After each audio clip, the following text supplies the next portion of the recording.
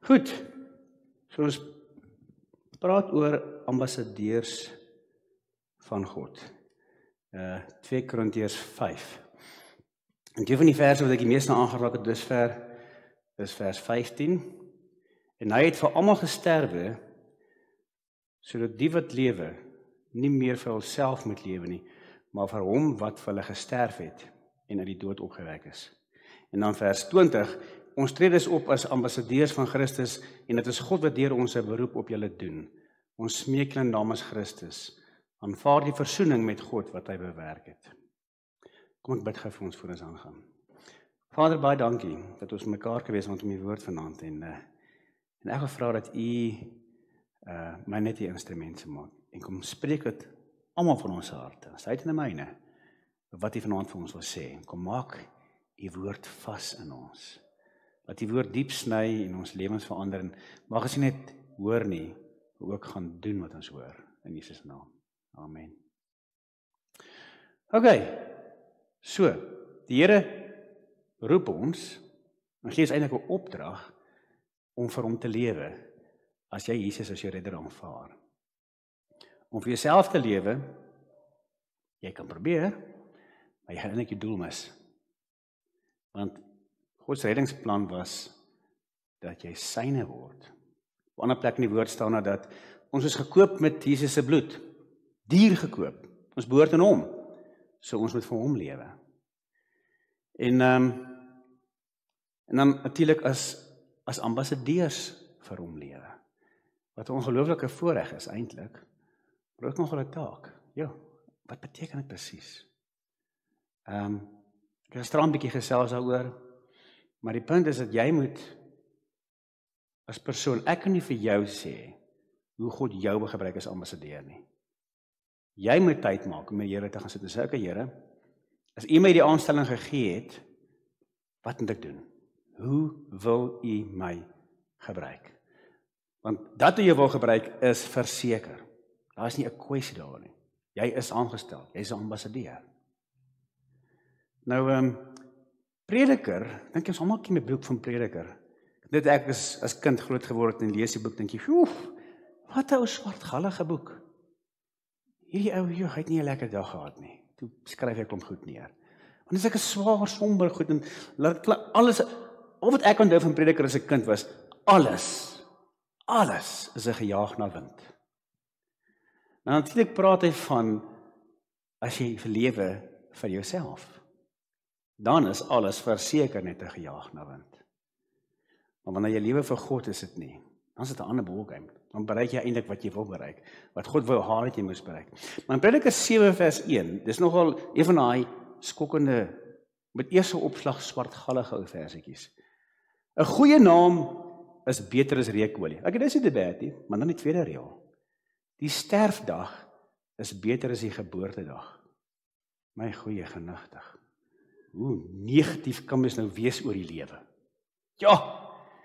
Okay, kom ons kyk eers na die eerste reël. 'n Goeie naam is beter as reukolie. Wat sê hy hiermee? Nou, in die Bybelse tyd, het hulle baie keer mense gesalf. Priesters was gesalf met reukolie. Was eintlik 'n manier van om eer te bewys aan iemand. As 'n gas kom en jy salf hom sommer met reukolie, is eintlik 'n geweldige eer wat jy vir die gas doen. Jy sê, wow, jy is 'n eregas in my huis. En dan ruik die ou so lekker, en almal wat daar inkom, wow, daar's 'n ou wat gesalf was met reukolie. Die Prediker sê 'n goeie naam is nog beter as dit. Eintlik wat hy weer sê is, as jy 'n goeie naam het, is dit beter as enige iets wat die wêreld jou kan bied. Beter as geld, beter as roem, beter as mag. Want van iemand wat mag het en roem het, en whatever, mense kan nog lekker goed van hulle sê. Gaan partyke doen hulle, nee. Maar wanneer iemand 'n goeie naam het, maak nie saak of jy ryk of arm is nie. 'n Goeie naam is 'n goeie naam. Is beter as daai goeders. Ek dink die rede hoekom baie beroemde mense baie keer die skuilie, wacky goed doen met hulle doen, is mense skinder nog van hulle, en hulle dink, miskien as ek hierdie doen, sal hulle ophou iets sleg sê vir my. En eintlik wat hulle nou soek, is 'n goeie naam. Wanneer 'n celebrity kindertjies in Afrika help, want die pers is daar, almal neem af, want hy poog om 'n goeie naam te kry, of sy, hulle wil net 'n goeie naam hê. Die Bybel sê as jy 'n goeie naam is beter as enige iets vir die wêreld vir jou kan bied. En wat beter naam as ambassadeur van Christus? Ja? Iemand kom na jou, wie is jy? O, ek is 'n ambassadeur van God. Ek is sy verteenwoordiger. Hy mag dat dink, ook heeltemal reg hierbo nie. Maar as jy sien jy doen met praat met selfvertroue. En hy hoor hoe jy oor die Here praat, gaan nou besef, wow, hy dalk iets beter. Hy's dalk maar anders. En eintlik daar's soveel titels wat die Here vir ons gee in die woord wat ons net op 'n ander level plaas. Ek het aan my broer, hy's 'n sendeling in Kimberley. Hy het vir sy kinders geleer en gesê die Bybel sê as jy God gehoorsaam, Jesus het dit self gesê, as julle doen wat ek vir julle sê, is julle my vriende. Die leer dit vir sy kinders. Dan gaan die kinders skool toe, kom hulle terug, hulle noem my broer altyd meneer. Kom hulle terug en sê, meneer, die kinders wil ons nie glo, as ons vir hulle sê, Jesus is ons vriend nie. Ek is Jesus se vriend. Hulle wil my nie glo nie. Tuurlik, dit gaan nie vir die wêreld sin maak nie. Hoe kan jy dan nou God se vriend wees? Maar dit is presies wat God jou noem, as jy hom gehoorsaam. Net so, hoe kan ek, 'n feilbare mens, die verteenwoordiger wees van die God van die heelal? Hy het my gekies, ek het nie myself gekies nie. So ek is, okay? Ek het 'n beter naam as enige van die wêreldlinge daar buite. Ek het 'n beter naam as die president, as hy nie Jesus ken nie. As die koning nie Jesus ken nie, ek het 'n beter naam as hy. Enige celebrity, enige sportsterre buite wat nie Jesus dien nie, ek het 'n beter naam as almal van hulle. Want ek is 'n ambassadeur van Christus, en jy dan ook. En dan moet ons nog met selfvertroue kan rondloop. Wow, ek dink partykeer hang ons koppe, want ons besef nie regtig wat God oor ons gespreek het nie. Sien jy 'n ambassadeur van 'n land, so nou vertrek jy ingestap kom? Nee, stap met selfvertroue. Ek is die ambassadeur van Amerika. En die ander mense net vertrek, die ambassadeur is hier. Ja? Dan moet ons het meer rede as daai ouens om rondloop met 'n koppe in lig gesê. En niks te doen met hoogmoed nie, om te besef wie ons in Christus is. Ek is 'n ambassadeur van God. En as 'n ander vir my lag wat ek sê, hy's verkeerd. Ek is 'n ambassadeur van God. Ek verteenwoordig God. Is hy nie God wil glo nie, is dit sy probleem. Ek gaan probeer om te oortuig, maar ek gaan nie stupid voel nie, want eintlik, om nou, sonder om beledigend te raak, eintlik is hy stupid. Want ek het die waarheid, en hy kies om 'n leuen te glo. Ek het nou lank terug, het ek op die radio geluister, praat hulle met 'n ou, toe sê hy, I used to be a Christian, but then I took those glasses off. En ek dog, shame, hoe stupid kan jy wees? So ek het die waarheid beet gehad, toe kies ek my waarheid te verhou vir 'n leuen. En nou dink hy is vry en verlig. En die wêreld bied dit so aan, en ek het nou die hele manier hoe dit in die program aangebied was. Die poging was, om vir my is te sê, ag, jy is so stupid, word tog net wakker. Haal tog net daai eenoogige ou brilletjie van jou ook af. Dis wat die wêreld probeer doen. Hulle probeer ons stroop van ons selfvertroue in Christus. Hulle probeer jy van 'n ambassadeur na 'n oupeteet te verander. Moenie die wêreld dit doen nie. Hulle is verkeerd. Hulle het die leuen beet. Jy as 'n ambassadeur van Christus, en stap dit met selfvertroue, met boldness, en verkondig dit onverskrokke, en nie is van, ja, jy weet, die opinie wat ek het, ek dink dis die waarheid. Man, twak! Die opinie wat ek het, as verteenwoordiger van God, is God se opinie, want my opinie vorm ek uit God se woord, en dit is die waarheid. Klaar. Okay? As die wêreld vir jou sê, ja, nee, jy kan nie sê dit is so nie, dis jou opinie. Nee, ek sê maar, as dit in God se woord staan, is dit die waarheid. Klaar. Eind van die prent. Ek werk vreeslik baie met kinders in my bediening. My kinders en geleë kinders kyk na groot mense om vir hulle 'n waarheid te bring met oortuiging. As jy vir 'n kind sê, "Jom, Jesus is die waarheid." Altens ons dink so. Ja, dit kan nie al verloor. 'n Kind wil hoor wat is die waarheid en wat sê jy dan klaar. En ek dink eintlik wil die wêreld dit ook hoor. Maar al wat die wêreld julle hoor is wishy-washy en almal moet probeer compromise, almal moet mekaar verdra. Die wêreld soek mense wat absoluut 200% oortuig is dat wat hy glo is die waarheid. En dis die ambassadeurs wat God wil gebruik. En as hulle jou wil label as onverdraagsaam, en so be it. As hulle wil label as jy is haatdraand, want jy noem sonde, whatever hulle woorde hulle wil kies, laat hulle maar kies.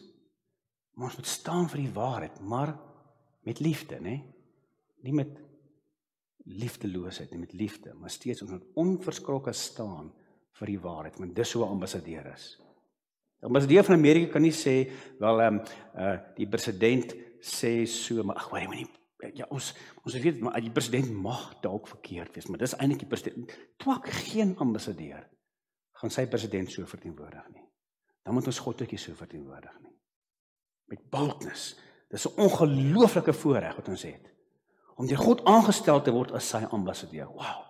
Dan die tweede ene, die sterfdag is beter as die geboortedag. Waarvan het die man nie gepraat? Ek dink hy het gepraat van met die ewige lewe in perspektief. Nie net hierdie wêreld nie. Maar kom ons kyk nou. So jy word gebore op die aarde. Wat is op die aarde? Want nommer 1, die dag wat jy gebore word, is daar klaar oor jou geprofeteer. Jy gaan eendag doodgaan. Ja? Niemand was nog ooit gebore wat jy doodgegaan het op die aarde nie. Jy sê jy gaan eendag doodgaan. Sjoe, dis nogal 'n lekker profesie in die wêreld in te kom. En dan is daar pyn en siektes wat op jou wag. Ja, dis baie vreugde so. Maar die negatiewe goed kan jy nie ontsnap nie. Dis deel van jou lewe op aarde. Wat gebeur as jy as kind van die Here doodgaan? Geen pyn, geen siektes, nooit weer dood nie. Geen hartseer, geen eensaamheid, geen iemand van jou skinder, geen iemand wat jou seermaak, niks. So watter ingang is die beter ene? Die geboortedag op aarde of die inbewegende iemand aan jou sterftedag? Dis soos na hierdie vers gaan kyk. Hierdie was nie 'n pessimis nie. Hy was 'n ou wat besef het, daar wag iets baie beter na hierdie lewe. Wow. As jy so daaraan dink, dan is jou jou sterftedag verseker beter as jou geboortedag. Want dis 'n upgrade. Jy gaan van die ou patetiese modelletjie na iets asemrowends. Psalm 116 vers 15 sê, en ek haal aan uit die ou vertaling, kosbaar in die oë van die Here is die dood van sy gunsgenote. Wat? Kan mens nie wees nie? Kosbaar in die oë van die Here is ons dood. Die nuwe vertaling het dit vertaal, vir die Here is dit geen geringe saak wanneer sy geliefdes doodgaan nie. Maar dis eintlik maar 'n interpretasie. Want letterlik staan dit daar. Waarvan praat die Here? Waarvan die psalmdigter gepraat? Presies dieselfde as die skrywer en prediker. Want die dag as jy doodgaan, waar gaan jy as kind van die Here? Jy gaan huis toe. Onthou, ons het vroeër gekyk, 2 Korintiërs 5 sê, ons lewe hier is maar 'n tentwoning. Ons permanente woning is daar. Dink aan Filippense 3 wat sê, ons is vreemdelinge, ons is bywoners. Ons eintlike is daar. So die dag wat jy hier klaar maak, gaan jy huis toe. En God is bly om jou terug by die huis te hê. Hier is soos my seun, ek dink, as my seun nou gaan op 'n lang reis oor see. Nou kom ons sê hy gaan vir 'n jaar in Thailand werk. Hey, met die internet deesdae en WhatsApp en video calls, ek gaan hom elke dag kan sien as ek wil. Maar die dag as hy terugstap in my huis, ek gaan bly wees. Maak nie saak dat ek hom elke dag op die video kan gesien het nie. Daar's niks soos om my seun terug te hê by die huis nie. En ek dink dis hoe God oor ons voel.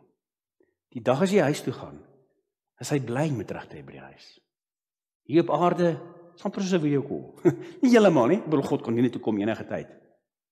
Maar ons gaan hemel toe. Ons gaan huis toe. Ons moet daai perspektief hê op die lewe. Ons moet op ons lewens inrig, asof hierdie is wat ons gaan hê. Okay?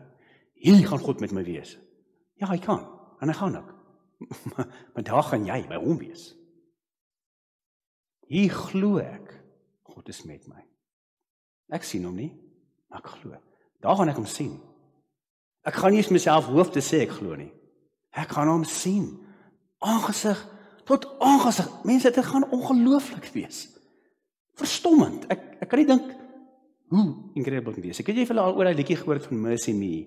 I can only imagine. Wie vind hulle dit al gehoor? As jy nooit gehoor het, jy gaan tik dit in op YouTube. I can only imagine, Mercy Me. Maar hy sing juist oor dit.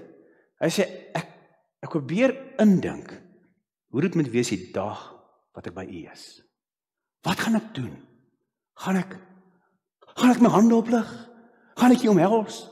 Gaan ek dit op my knie? Hy sê, hy kan nie dink jy, maar net om God te sien, gaan aangesig uiteindelik, gaan ongelooflik wees. So, 6 jaar gelede, word ek een aand wakker. En, toe ek my oë opmaak, toe lyk dit asof my oë in my oogkaste ontspin. Wat is dit nou? Maak my oë toe oop, selfe storie. My vrou word wakker, sy vra, wat gaan aan? Ek sê, my oë is nie lekker nie. Ek wakker geword met so skerp reuk. Ek sê vir my oë is nie lekker, sy sê, oog, maar dink allergies. Ek sê nie, dink is 'n bietjie erger as allergies, die probleem nie. En toe ek die derde keer my oë opmaak, toe is alles fyn. En toe voel ek, en toe begin ek skielik baie swaar asemhaal. Wat ek nie geweet het, was ek besig om my beroerte te kry. Maar ek het gedog, ek is besig om dood te gaan. En ek dog eers, wat moet ek doen? En toe dog ek gaan doodgaan. Dit beteken ek gaan Jesus sien. En vir 'n oomblik raak ek regtig opgewonde. Finally! Gaan ek die Here sien. En toe skakel my hele linker helfte af en ek is lam die linker helfte en ek besef, nee, come on.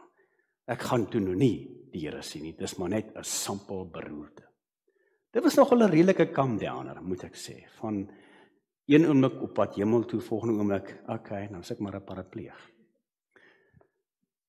Ek gaan nie verder uitbrei storie nie. Die Here het 'n wonderwerk gedoen en binne 10 minute my heeltemal genees. Ek het daar gesit en hom aangeroep, dis sê ek my ontspan, ek gaan nou weer vaarnees.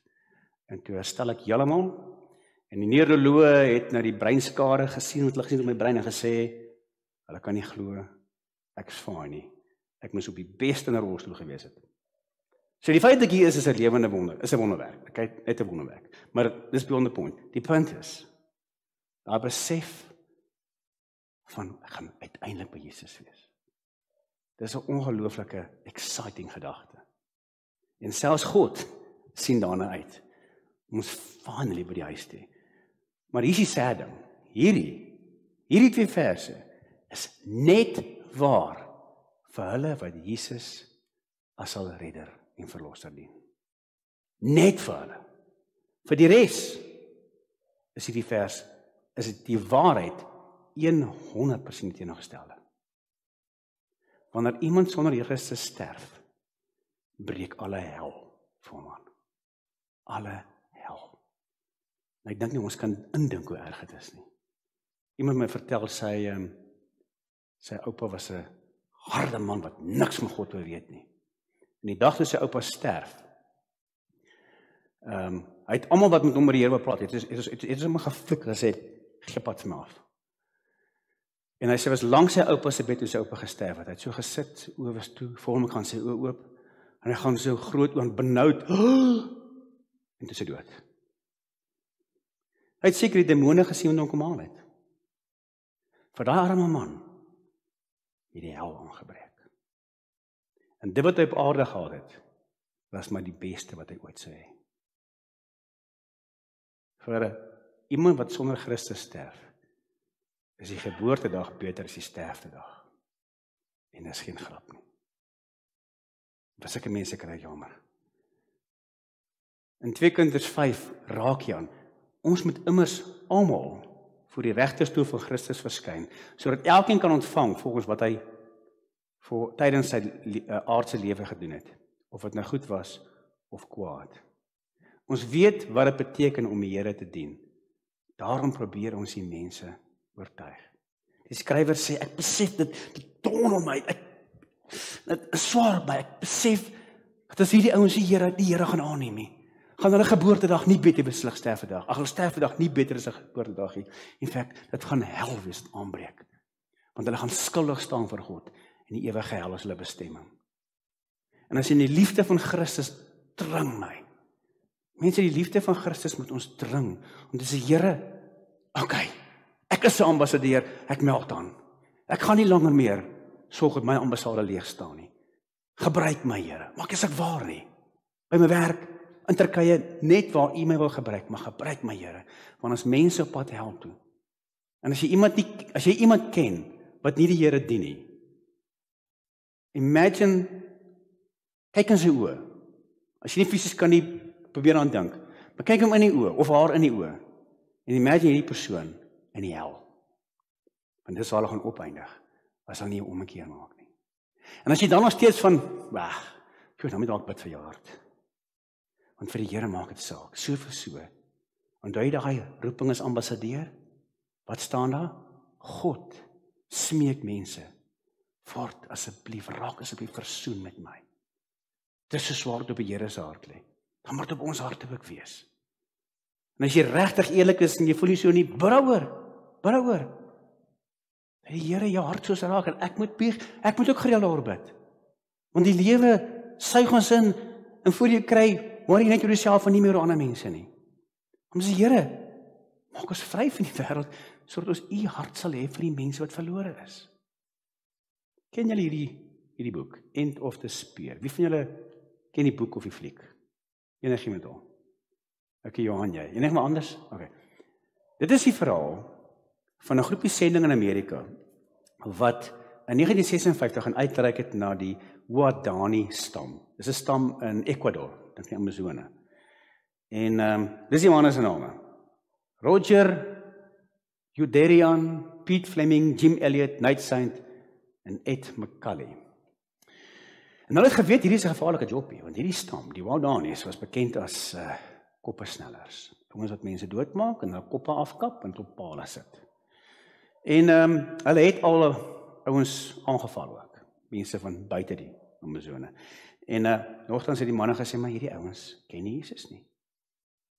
Nate Saint het geskryf, hierdie manne dink almal in die wêreld is sulke brutale moordenaars soos hulle. Want dis hulle hele verwysing, is al wat hulle weet van die lewe. Die lewe gaan daaroor, maak mekaar dood, moord mekaar uit, doen wat jy moet, wat jy kan oorleef. En dat jy die vaagste benul dat Jesus vir hulle kom redding bring het, en bevryding van daai lewe wat net bestaan, 'n siklus van dood, een na die ander. Toe het hulle gaan uitreik na die manne. Jim Elliot het gesê, he is no fool who gives up what he cannot keep to gain what he cannot lose. Met ander woorde, what do you give up what you cannot keep? Jou lewe op hierdie aarde. Maak as ek wat jy doen nie, jy kan dit nie hou nie. Ek dink jy was 'n Spanjaard, Salvador Dali, ooit van hom gehoor, beroemde kunstenaar. Hy het sy bes probeer om vir ewig te lewe. Hy het selfs in 'n tank geleef met ekstra suurstof, as hy kan langer leef. Meneer Dali is vandag dood. En ek dink hy het sonder Jesus gesterwe. So jy kan probeer soos jy wil. Jy gaan nie die lewe kan hou nie. Wat kan jy nie verloor nie? Jou ewige lewe. En Jim het gesê, wel, al kos dit ons lewens, ons almal gaan eendag anyway sterf. En dan maak die Waodanis dood, hulle kan nie ons ewige lewe vat nie. Kyk as jy die manne is toe nou oor. Hulle daar geland met 'n vliegtuig tussen die ouens, en hulle was daar vir 'n paar dae, maar voor ek by dit kom, Nate Saint se seun, en dis hy wat die boek geskryf het.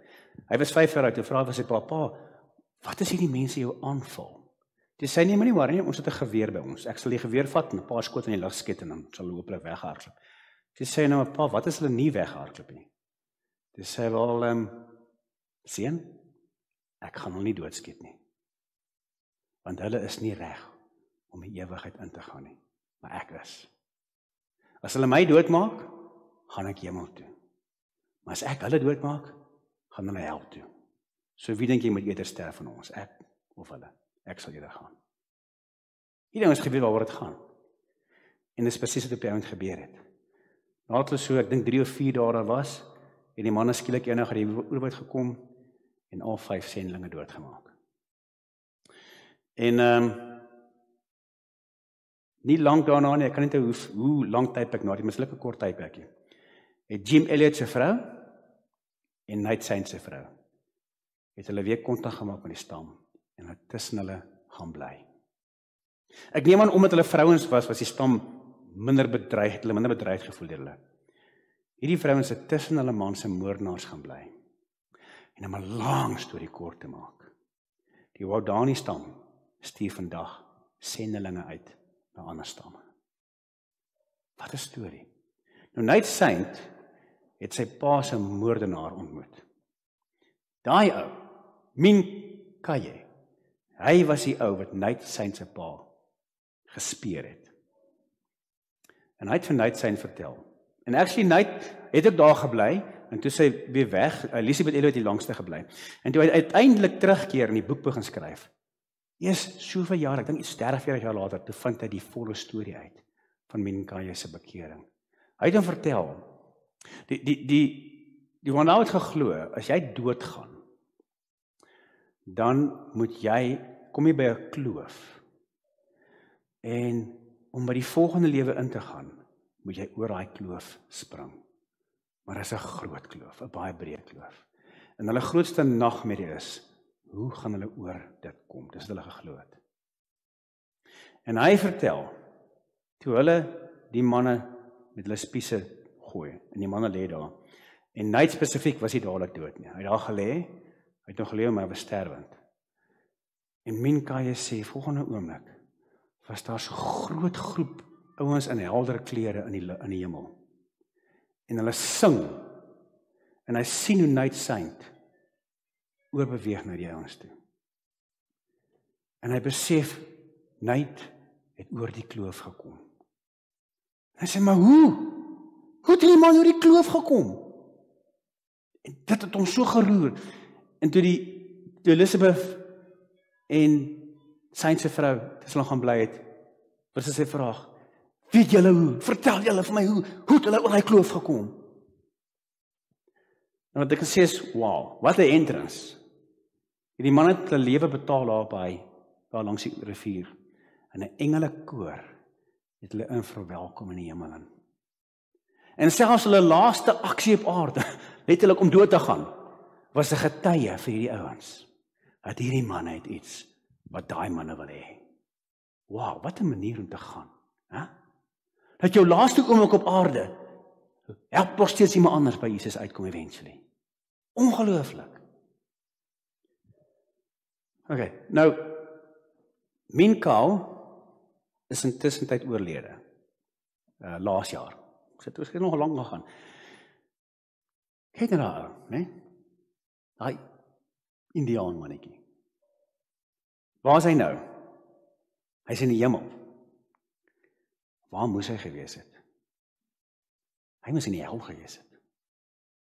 Daai ou moes vandag in die hel gebrand het, vir ewig gemartel, omdat hy nooit God aanvaar as redder het.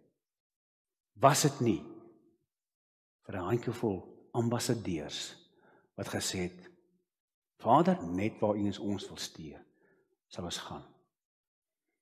En baie ouens het gepraat van, maar 'n vreeslike offer wat hulle gemaak het. Nate se pa, ja, Nate Saint, Steve is hierdie ou. Nate Saint het geskryf en gesê, offer, come on. Hy sê, wanneer jy weet, dat God jou geroep het, is geen opdrag geoffer nie. Want is actually met blydskap wat jy gehoorsaam. In fact, sê hy, die goed wat vroeër jare vir jou waardevol was, verloor hulle waarde. Want jy besef, daar is net een saak wat jy moeite werd is, en dit is jou opdrag, om as ambassadeur God se werk te gaan doen. Hy sê die woord sacrifice verdwyn uit jou woordeskat uit. Want sacrifice is so van, ja almal, kyk wat 'n sacrifice maak ek vir God. Dit is amper soos sê, ag, prys my tog net, het julle gehoor? Ja, julle kan my maar vertel hoe oulike Christen ek is. Dis wat sacrifice eintlik hof vra.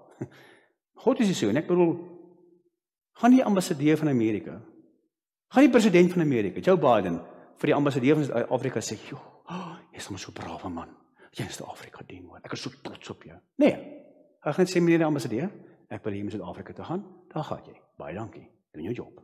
Dis al. Gewees is prys wat omdat hy het gedoen het, gehoorsaam is nie.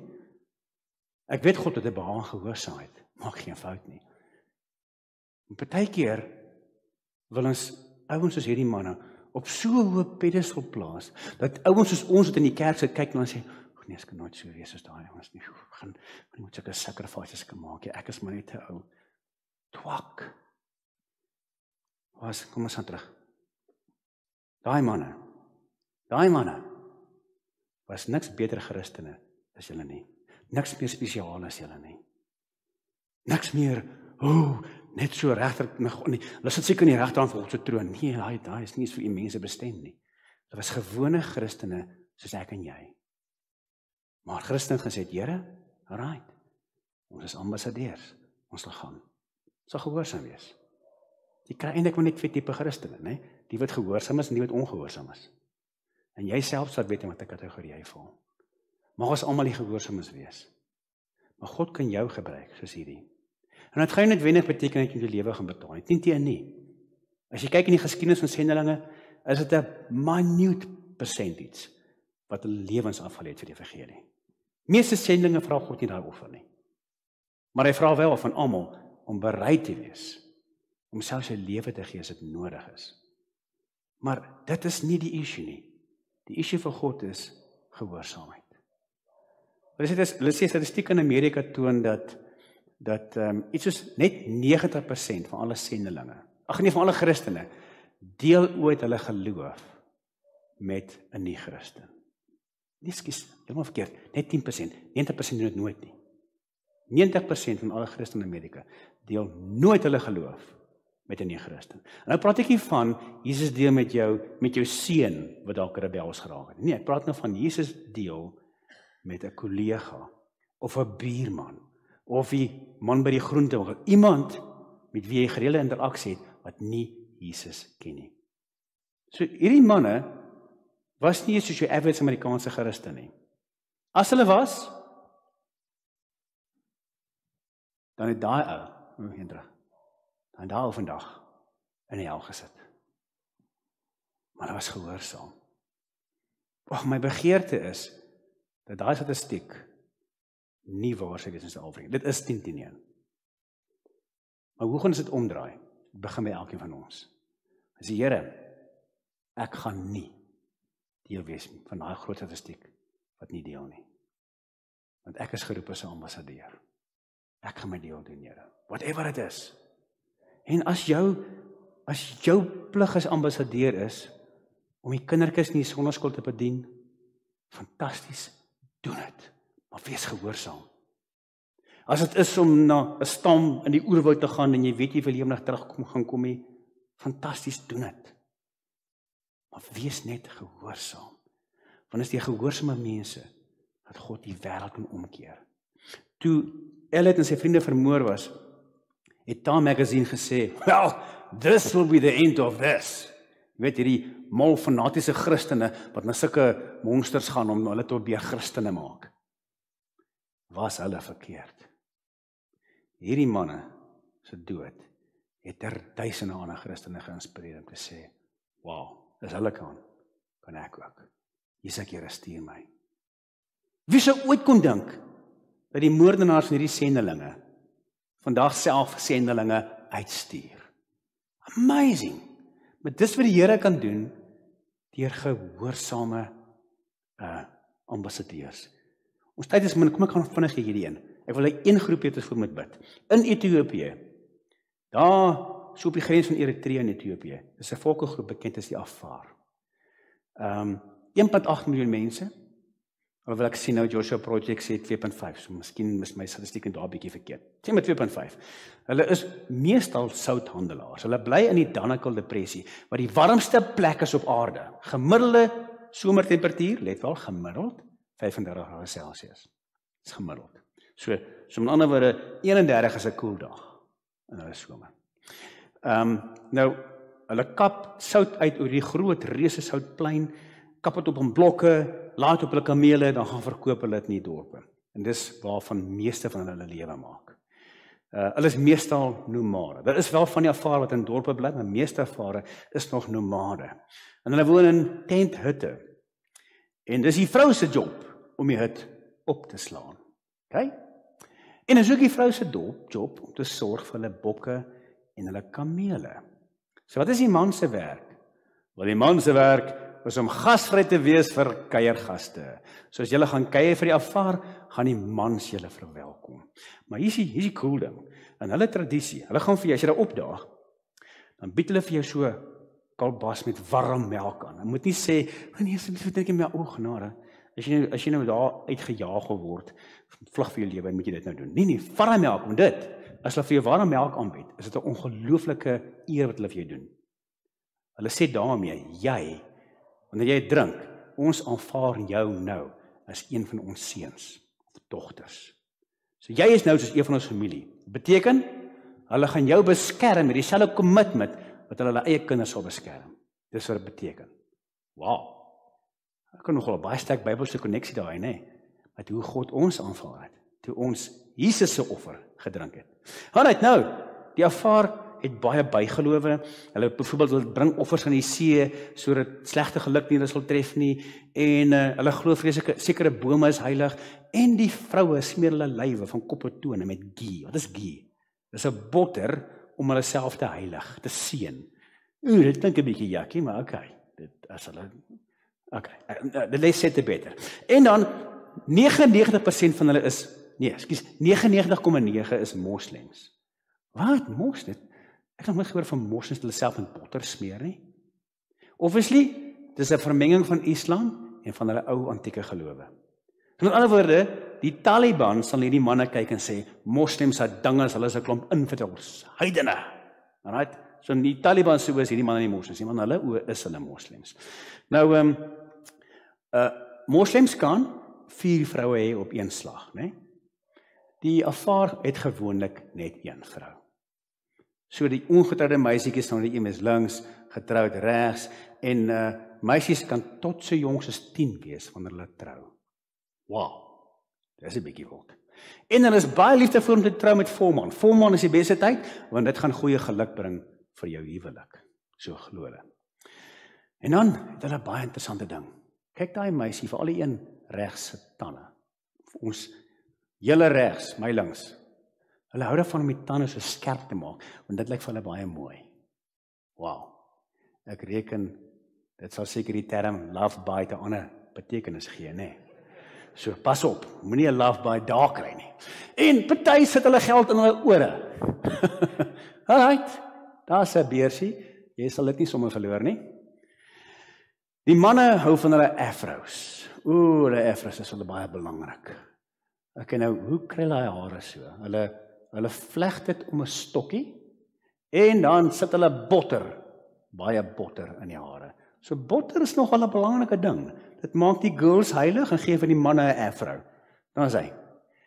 Nou hierdie ouens, die Afar manne is bekend as van die gehardste vegters in Afrika. Hulle is van daai tipe met wie jy liewers nie wil moeilikheid soek nie. En ek het my verstom op baie foto's. Ek die manne sien met die reuse messe en hulle masjiengewere, seker hulle AK-47's. Dit is waarom hulle met trots poseer vir foto's. So bottom line, die Afar is nie ouens met wie jy wil moeilikheid soek nie. Wees maar liewer hulle vriende. Maar hier is die slegste van al die stats. Hoeveel Christene is daar onder hulle? 0,0001%. En dan is seker nog afgerond. Ons weet van min of meer 200 Christene onder die Afar. Dis amper niemand nie. Goeie genigtig.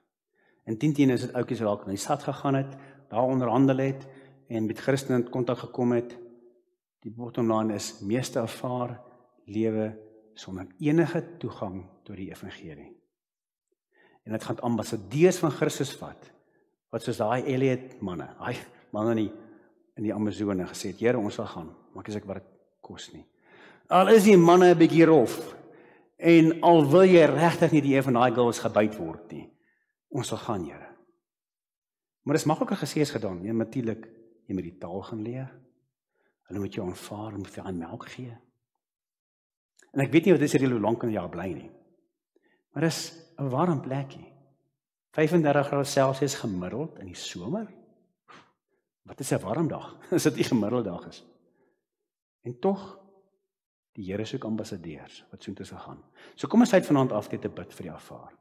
En ons vra vir die Here om asseblief werkers te stuur, ambassadeurs te stuur na die Afar, want hulle het ook nodig om te hoor. En kom ons bid vir daai handjievol, 200 min of meer, dat die Here vir hulle boldness sal gee om Jesus te deel.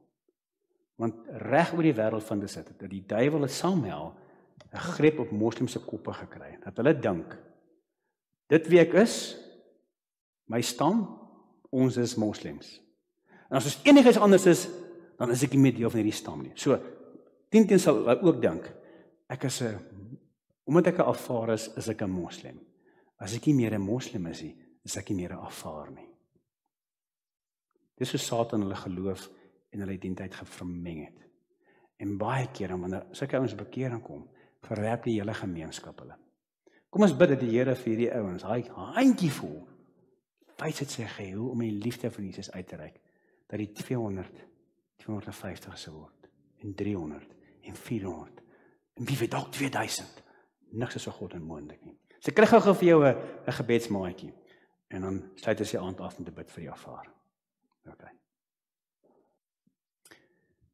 Here, dit is eintlik amazing te dink dat U elke Afar by die naam ken. Meeste van ons het nie eens geweet daar is so 'n volkegroep nie. Maar U ken elkeen by die naam, want hulle is die werke van die hande. En ons bid, Here, dat U ambassadeurs sal stuur na die Afar. En as dit nie enige van ons is nie, vra ek dat U ons gereeld sal herinner om te bid daarvoor. Asseblief, Here.